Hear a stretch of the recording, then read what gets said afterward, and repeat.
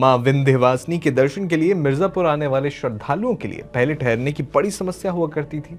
सुविधाओं की कमी के चलते पर्यटक सीधे वाराणसी या प्रयागराज चले जाते थे, लेकिन अब विंध्याचल में बदलते इंफ्रास्ट्रक्चर के साथ होटल सेक्टर भी तेजी से बढ़ रहा है।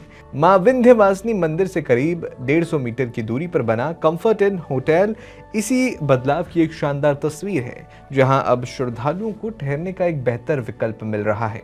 यहाँ पे मिर्जापुर में बहुत ही जरूरत था। हम लोग जो यात्री आते थे और परेशान बहुत होते थे, लोग बनारस चले जाते थे।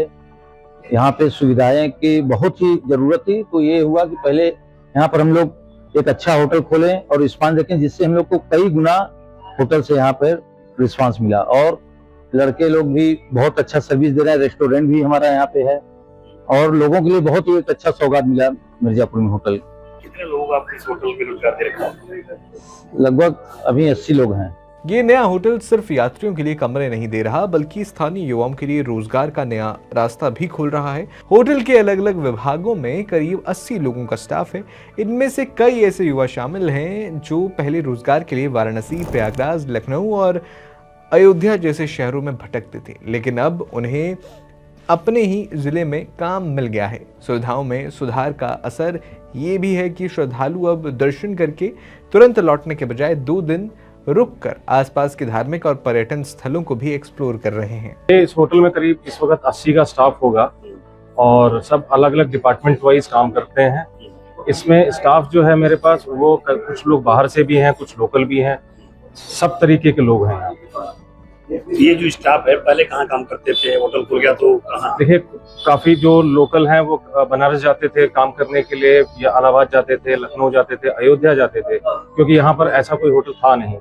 तो ये अब ग्रुप प्रॉपर्टी की पहला होटल है, चॉइस ग्रुप का होटल है, तो इस वजह से लोग अब अपने घर यहाँ वापस आकर काम कर रहे हैं। पहले लोग यहाँ रुकना पसंद नहीं करते थे, वो बनारस से या प्रयागराज से लोग आते थे यहाँ पे, तो यहाँ न रुककर खाली दर्शन करके वापस वाराणसी चले जाते थे।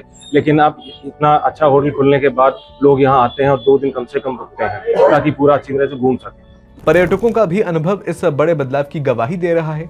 आगरा से काम के सिलसिले में मिर्जापुर आने वाली आयुषी जैसी नियमित पर्यटक यहाँ की सुविधाओं, स्टाफ के व्यवहार और खाने की क्वालिटी के से जो है बेहद संतुष्ट हैं। मिर्जापुर में बढ़ते होटल और निजी निवेश इस बात का संकेत हैं कि पर्यटन को बढ़ावा देने के लिए सरकारी प्रयास सफल हो रहे हैं। अगर ये सिलसिला जारी रहा तो विंध्याचल जल्द ही एक संपूर्ण टूरिस्ट डेस्टिनेशन के रूप में अपनी अलग पहचान बना लेगा। हमें इस एरिया में एक प्रॉपर्टी चाहिए थी जहाँ पे हम डेली बेसिस पे आ सके, रेगुलर स्टे कर सकें, and it's very nicely made, बहुत अच्छी बनी हुई है। सर्विसेज बहुत अच्छी हैं, स्टाफ बहुत फ्रेंडली है, एंड जब जितना रेगुलर स्टे करना पड़ता है तो स्टाफ आपको जान भी जाता है, तो वो और अच्छा घर की तरह आपको ट्रीट करता है। एंड स्टार्टिंग में भी ऐसे ही था और टेस्ट नहीं बदला है, टेस्ट भी अच्छा है। खाने में ज़्यादा तेल नहीं रहता, जो बहुत बड़ी बात है, वरना बाहर खाना खाने लग जाओ तो वो इतना तेल डालते हैं, खाने का मन ही नहीं करता। सो खाना is very nice, service is very good, and जो फैसिलिटीज़ इन लोगों ने एक इतने छोटे से शहर में दे रखी हैं, दे आर टॉप नॉच। मतलब मैं रिकमेंड करना चाहूंगी कि लोगों को डेफिनेटली आना चाहिए। मिर्जापुर की तस्वीर अब सिर्फ मां विंध्यवासिनी के दर्शन तक सीमित नहीं रह गई है। बेहतर कनेक्टिविटी, बेहतर होटल सुविधा, नए रोजगार और बढ़ता पर्यटन मिलकर विंध्याचल को एक ऐसे ही डेस्टिनेशन में बदलने की दिशा में आगे बढ़ रहे हैं जो श्रद्धालुओं को अच्छा अनुभव दे।